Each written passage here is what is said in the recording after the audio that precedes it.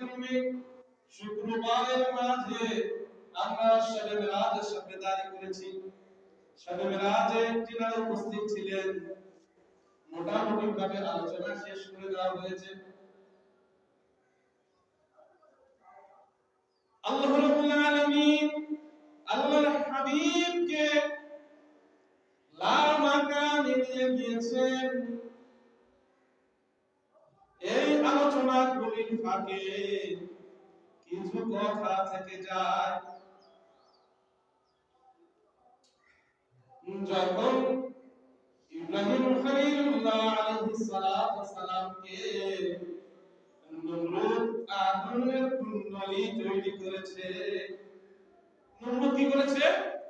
আগুনের বিশাল বড় একটা কুণ্ডলী, বিশাল বড় অঞ্চল ব্যাপী আগুনের একেবারে সয়লাব হয়ে গেছে। বহু দূর দূর মাঠ থেকে ওই আগুনের তাপ মানুষ পায়। আপনাদের এখন আধুনিক যুগ, আমাদের যদি টাকা পয়সা না থাকে কিন্তু আমাদের ছেলেদের হাতে, আমাদের নাতিপুতিদের হাতে মোবাইল আছে। মোবাইলে যাবেন, মোবাইলে যাওয়ার পরে আপনার ছেলেকে নাতিপুতিকে বলবেন যে ইউটিউবে সার্চ দিবে ইব্রাহিম আলাইহিস সালামকে যেখানে আগুনে নিক্ষেপ করা হয়েছিল সেই স্থানের নিদর্শন। ওই ইব্রাহিম আলাইহিস সালামকে অগ্নিকুণ্ডে নিক্ষেপের জায়গা, এটা বলার সঙ্গে সঙ্গে ইউটিউবে বাজে উঠবে বিভিন্ন ধরনের ওই জীবন যারা লাইভ শো করেছে, যারা ওই জায়গাটা ব্যবহার করেছে, তারা ওই সমস্ত বর্ণনাগুলি আপনার সামনে চোখের সামনে ভেসে উঠবে। আপনি দেখতে পারবেন যে বিশাল বড় লেক, বিশাল বড় জায়গা ধরে পানি আর মাছ। ওই পানি ছিল না, ওই পানিতে এখনো আছে। যে জায়গা থেকে ইব্রাহিম খলিলুল্লাহ আলাইহিস সালামকে নমরুদ অগ্নিকুণ্ডে নিক্ষেপ করেছিল, এই কথা যখন চলে আসলো, ঈমানকে ঠিক রাখতে হবে। কথার পিঠে কথা চলে আসে। কেমন করে চলে আসে? ভাই বাবারা, এই যে মেলা, এই মেলা কোথা থেকে শুরু হয়েছে? অশ্লীল মেলা সর্বপ্রথম নমরুদ চালু করেছে। কেমন করে চালু হয়েছে? ইব্রাহিম খলিলুল্লাহ আলাইহিস সালামকে ওই চরকায় চড়ে আগুনে নিক্ষেপ করবে, কিন্তু বড় বড় পাহলওয়ান সবাই মিলে চেষ্টা করতেছে, ইব্রাহিম আলাইহিস সালামকে তুলতে পারে না। এইরকম অবস্থা যখন দেখা দিয়েছিল, তখন শয়তান মানুষের সুরত নিয়ে নমরুদের কাছে এসেছে। নমরুদকে বলেছে, শুনো শুনো শুনো, ইব্রাহিমকে এইভাবে অগ্নিকুণ্ডে নিক্ষেপ করতে পারবে না। কেমন করে নিক্ষেপ করতে হবে? শুনো, তুমি একটা মেলার আয়োজন করো।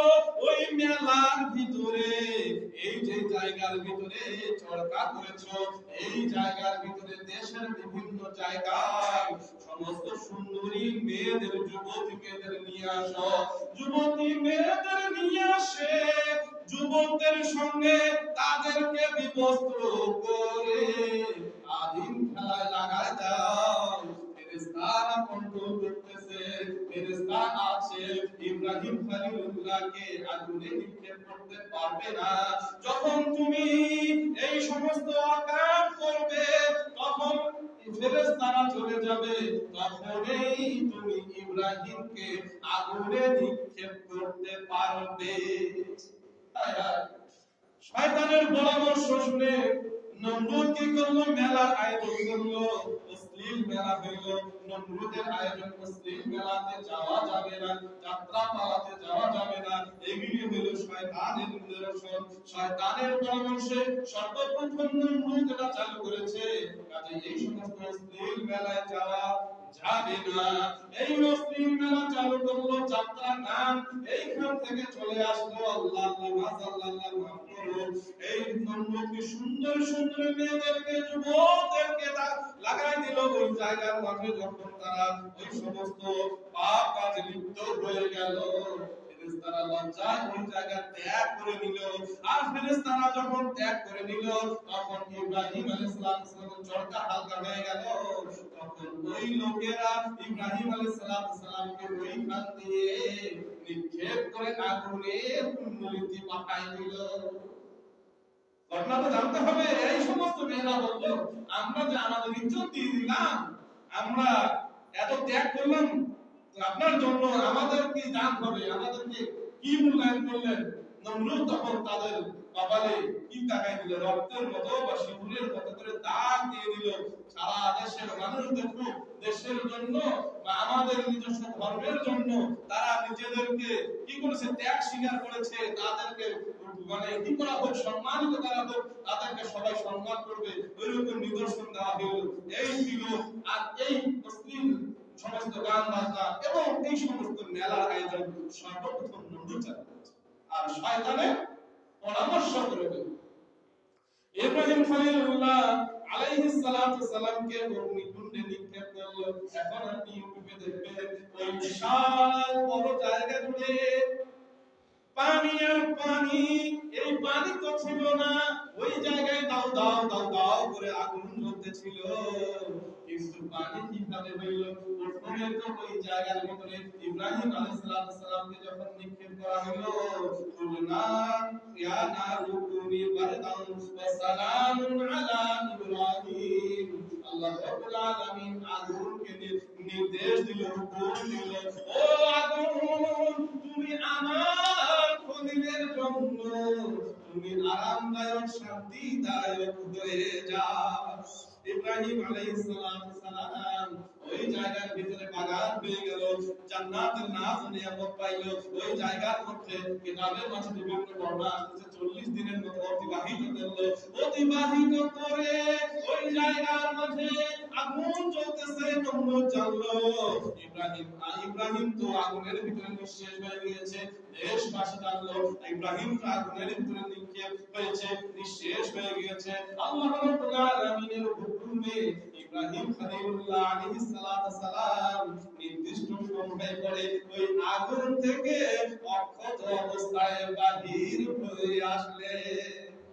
ইব্রাহিম আলাইহিস সালামের এই অবস্থা দেখে দেশের লোকজন, অধিকাংশ লোকজন উনার হাতে বায়াত হয়ে মুসলমান হয়ে গেল। সুবহানাল্লাহ। এই দিকে নমরুদ তো কপাল পড়া, তার কপালে ঈমান নাই। কিন্তু ইব্রাহিম আলাইহিস সালামের ওই জায়গাটা ওইখানে দেখতে পারবেন। যদি যাইতে পারেন, টাকা থাকে নিজ চোখে দেখবেন। আর যদি যাওয়ার সামর্থ্য না হয় তাহলে আধুনিক যুগ ওই মোবাইলের ভিতরে দেখতে পারবেন। ওই বিশাল জায়গার ভিতরে আগুন যখন জ্বলতেছিল, আগুন যখন ধীরে ধীরে নিভে গেল, ধোঁয়া হয়ে গেল, ছাই হয়ে গেল, আল্লাহ রাব্বুল আলামিন ওই ধোঁয়াকে, ওই ছাইকে হুকুম দিল, ও ছাই ও ধোঁয়া তোমরা কি হয়ে যাও, তোমরা ওই অঞ্চল জুড়ে পানিতে পরিণত হয়ে যাও। সমস্ত ধোঁয়াগুলি, সমস্ত ছাইগুলি পানিতে পরিণত হয়ে গেল। আর অবশিষ্ট থাকলো কয়লা। আল্লাহ রাব্বুল আলামিন কয়লাকে হুকুম দিল, ও কয়লা তোমরা মাছে পরিণত হয়ে যাও। আল্লাহ রাব্বুল আলামিন কি চায় আর কি হয়? আল্লাহ রাব্বুল আলামিন যা চায় তাই হয়। ওই জায়গাটা, যে জায়গা জুড়ে বিশাল জায়গা জুড়ে আগুনিকুণ্ড, ওই জায়গাটা কি হয়েছে? ধোঁয়া। ওই জায়গাটার ছাইগুলি পানিতে পরিণত হয়েছে। আর ওইখানে যে কাঠগুলি ছিল, ওই কাঠগুলি মাছে পরিণত হয়েছে। জোরে আল্লাহুম্মা সাল্লি আলা সাইয়্যিদিনা মাওলানা মুহাম্মদ ওয়া আলা আলি সাইয়্যিদিনা মাওলানা মুহাম্মদ সাইয়্যিদিনা শাফিয়ানা হাবিবানা মাওলানা মুহাম্মদ ওয়া আলা আলি সাইয়্যিদিনা মাওলানা মুহাম্মদ। আলহামদুলিল্লাহ। আলহামদুলিল্লাহ রাব্বিল আলামিন والصلاه والسلام على سيد المرسلين وآله واصحابه اجمعين। আল্লাহ রাব্বুল আলামিনের ইশারায় হুকুমে ইব্রাহিম খলিলুল্লাহ আলাইহিস সালামের ওই জায়গাটা আগুনের ওই জায়গাটা পানিতে পরিণত হয়েছে, আর কাঠগুলি কয়লাগুলি মাছে পরিণত হয়েছে। এখনো সারা বিশ্ব থেকে পর্যটকরা যারা ওই জায়গায় ভিজিট করতে যায়, দেখতে যায়, তারা দেখতে পারেন যে ওই কাঠগুলি কি হয়েছে, কয়লাগুলি মাছ হয়েছে, শত শত হাজার হাজার মাছ। লোকজন ওই মাছগুলিকে খাবার দিচ্ছে, কিন্তু কেউ ওই মাছগুলিকে খায় না, কেউ ধরে নিয়ে যায় না। কারণ সম্মান ওই মাছগুলিকে লোকজন দেয়, ওই মাছগুলি কেউ খায় না, ধরে নিয়ে যায় না। ওই মাছগুলি যুগ যুগ বছর বছর যাবত ওই মাছগুলি ধ্বংস করে প্রায় এখনো আছে। এখনো ওই জায়গা যেখানে চর্বি চুরি করা হয়েছিল, ওই জায়গার বিপদ আল্লাহ রেখেছে। এখনো ওই জায়গাতে পানি করে দিয়েছে আল্লাহ, ওই কাঠগুলিকে মাছে পরিণত করে দিয়েছে। মানুষ যেন ঈমানকে ঠিক রাখতে পারে, নিদর্শনগুলি আল্লাহ রাব্বুল আলামিন দেখেছে, এগুলি মুসলমানদের ঈমানকে সতেজ করার জন্য। আল্লাহ রাব্বুল আলামিন ফিরআউনের লাশটাকে দেখেছে, মানুষের কাছে নিদর্শন স্বরূপ, মানুষ যেন বুঝতে পারে। আল্লাহ রাব্বুল আলামিন এই সমস্ত নিদর্শন এই দুনিয়ার মাঝে রেখেছেন যেন মানুষ ইসলাম যে সত্য এটা যেন উপলব্ধি করতে পারে, বুঝতে পারে, নিজ চোখে দেখে উপলব্ধি করতে পারে, বুঝতে পারে। এই ইব্রাহিম খলিলুল্লাহ আলাইহিস সালামকে যখন জিবরিল আমিন আলাইহিস সালাম গেল, যাওয়ার পরে বলল, আপনি আল্লাহর খলিল, আল্লাহর বন্ধু, আপনাকে আগুনে নিক্ষেপ করা হবে, আপনি বলেন আপনার জন্য কি খেদমত করতে পারি। ইব্রাহিম আলাইহিস সালাম বলল, ও জিবরাইল, যে আমাকে আমার রব তো আমাকে দেখতেছে, আমার রবে তো আমার জন্য যথেষ্ট, তোমার জন্য সাহায্য দরকার নাই। তো জিবরিল আমিন আলাইহিস সালাম খলিলুল্লাহ আলাইহিস সালামকে বলল যে ও আল্লাহর নবী, আল্লাহর খলিল, আল্লাহর বন্ধু, আমি আল্লাহ রাব্বুল আলামিনের এত কাছে এত নিকটে যেতে পারি, আর কেউ আল্লাহর কত নিকটে কত কাছে যেতে পারে না। আপনি যেহেতু এই অবস্থা আছে আমাকে বললেন, আমি মুহূর্তের মাঝে আল্লাহ রাব্বুল আলামিনের কাছে আপনার বিষয় দরখাস্ত পেশ করি। ইব্রাহিম আলাইহিস সালাম বললেন, আল্লাহ দেখতেছে, ওই আল্লাহ আমার জন্য যথেষ্ট। তো এই ঘটনাটা যখন আমাদের আকা মাওলা তাজদার মদিনা হুজুর কুল্লু সাল্লাল্লাহু আলাইহি ওয়াসাল্লাম রাহমাতুল আলামিন নবী, দুই জাহানের কান্ডার নবী যখন সিদরাতুল মুনতাহায় চলে গেলেন, যাওয়ার পরে জিবরিল আমিন আলাইহিস সালাম বলতেছে, ইয়া রাসূলুল্লাহ, ইয়া হাবিবাল্লাহ, ও গো আল্লাহর নবী, আমি যদি আর এই জায়গা থেকে এক কদম অগ্রসর হই, তাহলে আমি আমার সমস্ত বাঁকা সহ জ্বলে পুড়ে ছারখার হয়ে যাব।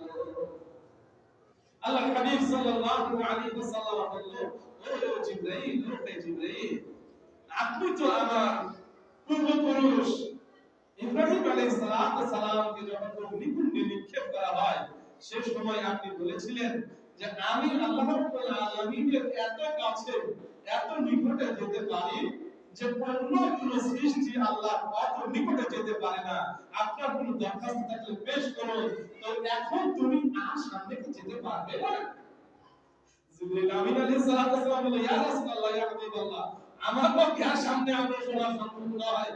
আল্লাহর হাবিব সাল্লাল্লাহু আলাইহি ওয়াসাল্লাম বললেন, ও ভাই জিবরিল, তাই যদি হয়ে থাকে তাহলে শুনো, যেহেতু তুমি আর সামনে অগ্রসর হতে পারবে না, আমি যেহেতু আল্লাহ রাব্বুল আলামিনের দরবারে যাচ্ছি, আল্লাহর সঙ্গে দেখা করতে যাচ্ছি, আমাকে আল্লাহ রাব্বুল আলামিন ডেকে দিচ্ছে, আমি আল্লাহর হাবিবুল্লাহ, আল্লাহর বন্ধু হিসেবে আল্লাহর সঙ্গে দেখা করতে যাচ্ছি।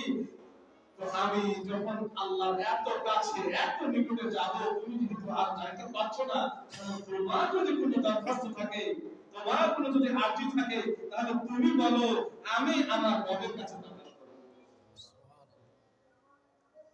জিবরিল আমিন আলাইহিস সালাম যিনি বলেছিলেন আমি আল্লাহর এত নিকটে যেতে পারি আর কেউ যেতে পারে না, উনি তো থেমে গেলেন। সৃষ্টি শেষ, কিন্তু সিদরাতুল মুনতাহা, এরপরে সৃষ্টি শেষ, এরপরে লা মাকাম, এরপরে আপনার কল্পনা আমার কল্পনার নাই, লা মাকাম। আল্লাহর হাবিব এখন যাচ্ছে, জিবরিল আমিন আলাইহিস সালাতু সালাম বলল, ইয়া রাসূলুল্লাহ, ইয়া হাবিবাল্লাহ, আমার একটা দরখাস্ত হইল, কাল কিয়ামতের মাঠ যখন সাজানো হবে, জাহান্নামের উপর দিয়ে ফুলসিরাত পার হয়ে জান্নাতে দাখিল হতে হবে। এইরকম কঠিন মুহূর্তে যখন আপনার উম্মতগণ ওই ফুলসিরাত পার হবে, তখন আল্লাহ রাব্বুল আলামিন আমাকে যে অনুমতি দেয়, আমি আমার সমস্ত পাখাগুলি ফুলসিরাতের উপরে বিছাই দিব, যাতে করে আপনার আশিকগণ, আপনার প্রেমিকগণ, আপনার উম্মতগণ রুতে গিয়ে কষ্ট স্বীকার না করে আরামদায়ক ভাবে ফুলসিরাত পার হয়ে জান্নাতে দাখিল হয়ে যায়। আমাদেরকে আল্লাহর হাবিবের উম্মত হতে পেরেছি, রাহমাতুল আলামিনের উম্মত হতে পেরেছি, কি আমাদের সৌভাগ্য! যেখানে সমস্ত নবী এবং রাসূলগণ দরখাস্ত পেশ করেছেন, যখন নবুয়ত পেয়েছেন, রিসালাত পেয়েছেন, কিতাব পেয়েছেন, যখন জানতে পেরেছেন শেষ নবীর উম্মত যারা হবে তাদের মর্যাদা কেমন হবে, যখন জানতে পেরেছেন মুসা কালিমুল্লাহ আলাইহিস সালাতু সালাম, আল্লাহর হাবিব সাল্লাল্লাহু আলাইহি ওয়াসাল্লাম এই হাদিস যখন জানতে পেরেছে, শেষ জামানার নবীর উম্মতগণ মর্যাদার দিক থেকে ওই নবীর উম্মতের আলেমগণ মর্যাদার দিক থেকে বনি ইসরাইলের নবীদের মতো হবে। কেমন মর্যাদা আল্লাহ রাব্বুল আলামিন দিয়েছে মুসা কালিমুল্লাহ আলাইহিস সালাতু সালাম। এই হাদিস শরীফ নিয়ে মিরাজের রাতে আল্লাহর হাবিবকে জিজ্ঞাসা করলো, ও আল্লাহর প্রিয় নবী রাসূল রাহমাতাল লিল আলামিন সাইয়্যিদুল মুরসালিন, আপনার এই হাদিস আমি পেয়েছি, আমার তো বুঝে আসে না এটা কিভাবে হয়। আল্লাহর হাবিব সাল্লাল্লাহু আলাইহি ওয়াসাল্লাম রূহের জগৎ থেকে ইমাম গাজ্জালী রাহমাতুল্লাহি তাআলা আলাইহি তলব করলেন। ইমাম গাজ্জালী রাহমাতুল্লাহি তাআলা সামনে আসলেন। মুসা কালিমুল্লাহ আলাইহিস সালাতু ওয়াসালাম ইমাম গাজ্জালী রাহমাতুল্লাহি তাআলা আলাইহি জিজ্ঞাসা করলেন, আপনার নাম কি? ইমাম গাজ্জালী রাহমাতুল্লাহি তাআলা আলাইহি নিজের নাম বললেন, নিজের বাবার নাম বললেন, নিজের দাদার নাম বললেন, নিজের পরদাদার নাম বললেন, তার বাবার নাম বললেন, তার বাবার নাম বললেন। ইব্রাহিম মুসা কালিমুল্লাহ আলাইহিস সালাতু সালাম উনি বললেন, এই গাজ্জালী, আমি তো শুধু আপনাকে আপনার নাম জিজ্ঞাসা করেছি, আপনি যে ধারাবাহিক করে বলা শুরু করে দিলেন, আপনি থামেন, আমি তো শুধু আপনার নাম জিজ্ঞাসা করেছি।